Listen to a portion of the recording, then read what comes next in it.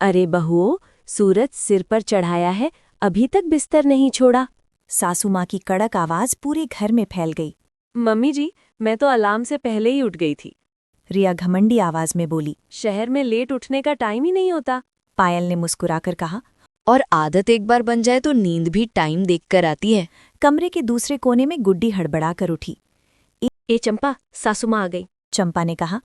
चल, देर नहीं करनी चाहिए, दूसरे दिन से ही नाम बनता है, काम में देर नहीं होगी। रिया ने दोनों की तरफ देखा और हल्की हंसी में बोली। अभी तक रेडी भी नहीं? गांव में सुबह इतनी स्लो क्यों होती है?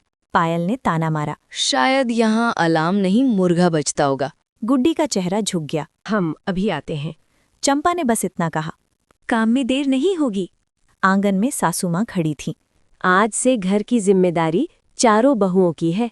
रिया ने चारों ओर नजर दौड़ाते हुए कहा। मम्मी जी, घर तो बड़ा है, लेकिन थोड़ा पुराने जमाने का है। पायल बोली। और किचन में तो सब मैनुअल है, शहर में तो सब ऑटोमेटिक होता है। सासू माँ ने ठंडी सांस ली।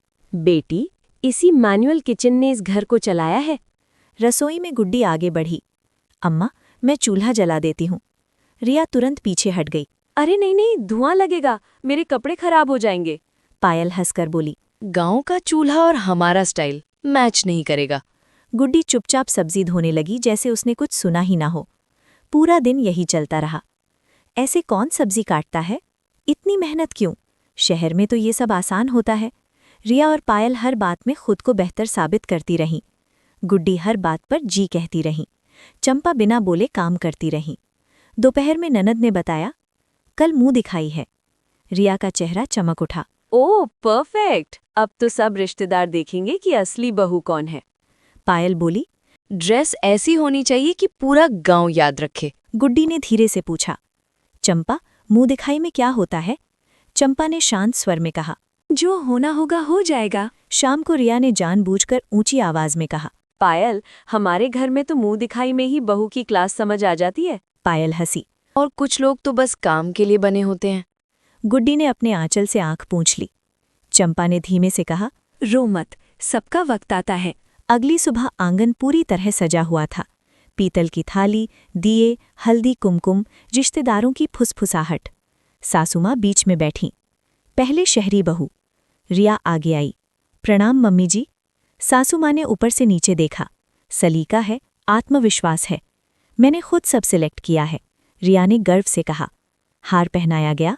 रिया ने पीछे मुड़कर हल्की मुस्कान फेंकी। अब दूसरी शहरी बहू। पायल आगे आई। अच्छी लग रही हो। कंगन पहनाए गए। पायल ने नजर उठाकर गुड्डी चंपा को देखा। अब गुड्डी घबराती हुई आगे आई। कामकाज आता है? जो सिखाया गया सब आता है। सासू माँ ने बस सिर हिला दिया। न कोई तारीफ न मुस्कान। चंपा आगे आई। आशीर्वाद चाहिए। बिछिया दे दी गई। रिया मन ही मन खुश थी। उसी समय ननद ने बताया, अम्मा, कल बाहर के रिश्तेदार आ रहे हैं। सासू माँ बोली, तो तैयारी भी करनी होगी। रिया घबरा गई। इतनी जल्दी? पायल बोली, इतने लोगों का खाना बाहर से मंगवा लेते हैं। गुड्डी ने धीरे से कहा, अम्मा, अगर आप कहें तो हम बना लेंगे।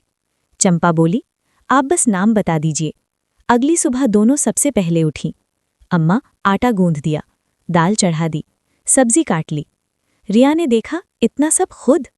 पायल बोली, हमसे तो इतना हो ही नहीं पाता। दोपहर तक रसोई से खुशबू फैल गई। मेहमान आए, खाना परोसा गया। वाह, कमाल है, किसने बनाया? गुड्डी और चंपा ने।